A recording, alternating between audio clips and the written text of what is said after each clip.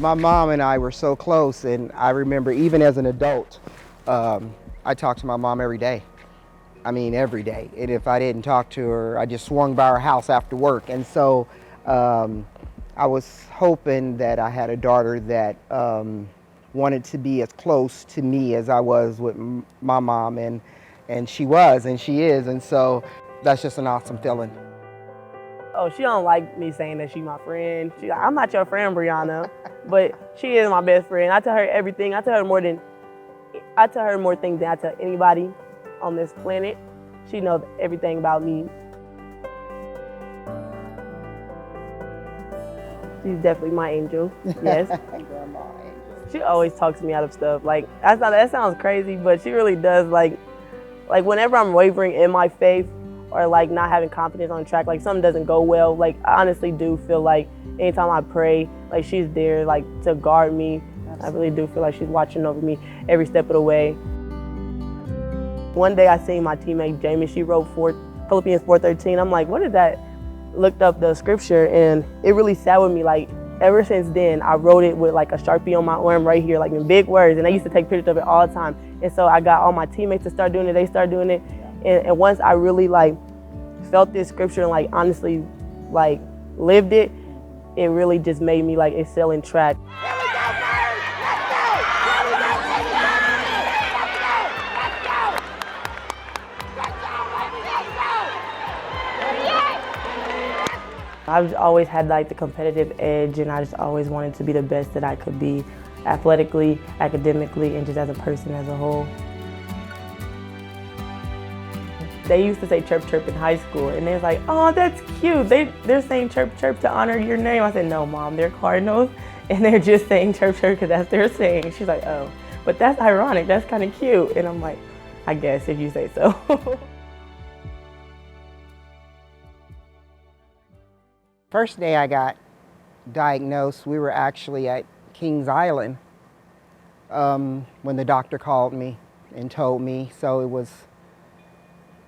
I was a little overwhelmed, and I had a car full of kids, Bird and her twin and several friends, and so we were all there having a good time, and I didn't want to ruin anyone's time, so I just kind of, listened to what he had to say, and then fell apart a little bit, put my glasses on, and everybody was getting off the roller coaster and coming toward me, so I kind of sucked it up, and I didn't actually tell Bird or even my husband or anybody until maybe 3 or 4 days later.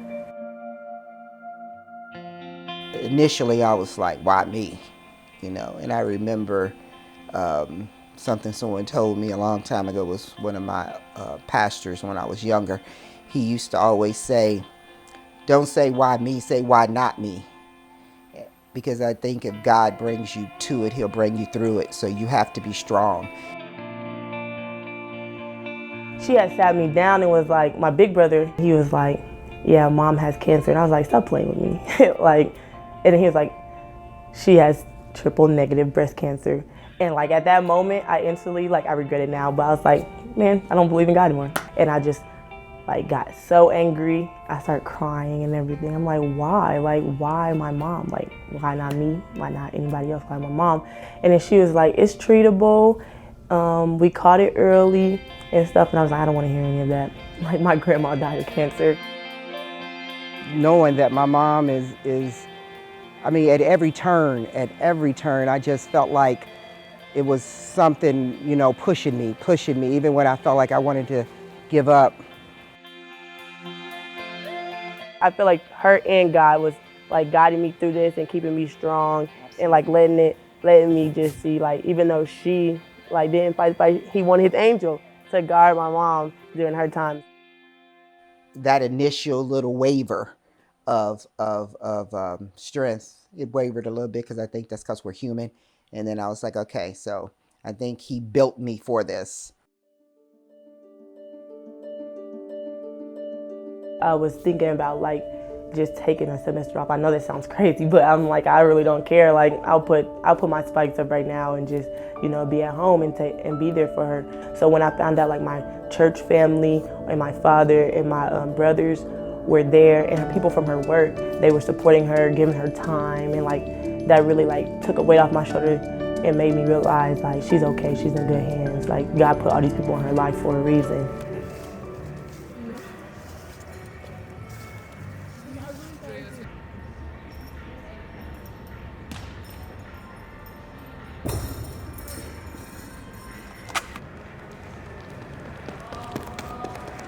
I had only like 3 meets under my belt, and I'm just like, I don't know how this is gonna go. I wanna do well, but geez, man, like, I can't catch a break. I came back, I ran 1 indoor meet, and then I got that injury. Then I went to UK. My shin and my ankle had gave out, so I like literally fell on the track. And like, I was out for another 3-4 weeks. And so when I actually ran the first time it was a small meet, it was at UIndy, and I ran like 7:52. I'm like, wow, like that's the fastest time I've ever ran, like a big PR from 7:6 to 7:52, and I hadn't had any like really speed training or anything. I'm just like, wow, I have confidence, but I don't know if I'm gonna be able to pull it off in MAC. You know, I couldn't get as loud. I felt like if she could hear me, she'd run faster. Let's go! Let's go! Drive! Let's go! Let's go! So that day when she came to my indoor meet in her full glory and just embracing her like circumstances, like just made me like more motivated to do better and just make her proud.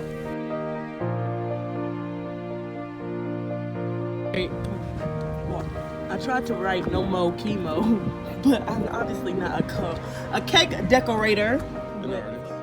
Through all my treatment, I had never heard the bell ring, not once.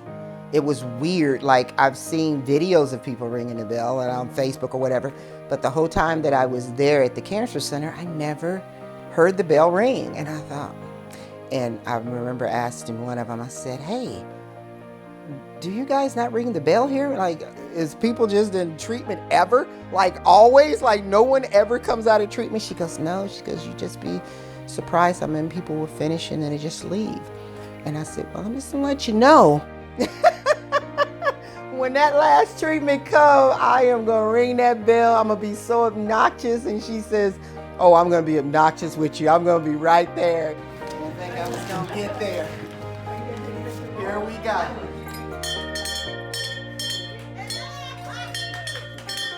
I tried to tear that bell off the wall. I tell you what, boy, and I rang that bell and I just kept, they talking about 3 rings or some little ritual. Forget that. You know, I didn't abide by that, not one little bit.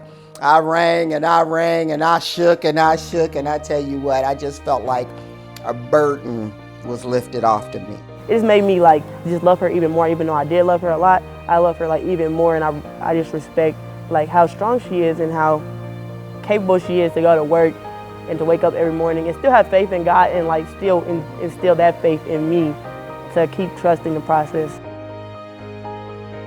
If you don't believe, you know, that you're the best and you can do it, then no one else is gonna. No matter how much people are on the side trying to root you on, you really have to just kind of lights out.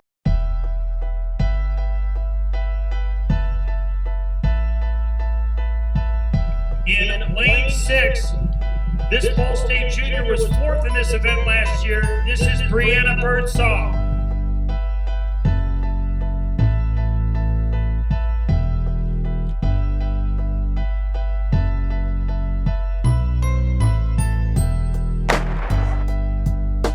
Byrdsong in lane 6. Let's go! Let's go, Bird! Let's go! Let's go! Yeah. Byrdsong with the close. I think she got the win. She had that lift over the final 20 meters.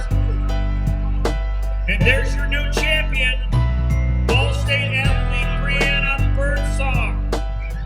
I just want to be great in every aspect, and you know, like if it doesn't work out, I'll be okay with it. I won't be content, but I'll be okay with knowing that I put all my heart into track and like building the program up and like creating relationships that will last forever with coaches and athletes and teammates and helping them get to where they want to be academically and athletically as well.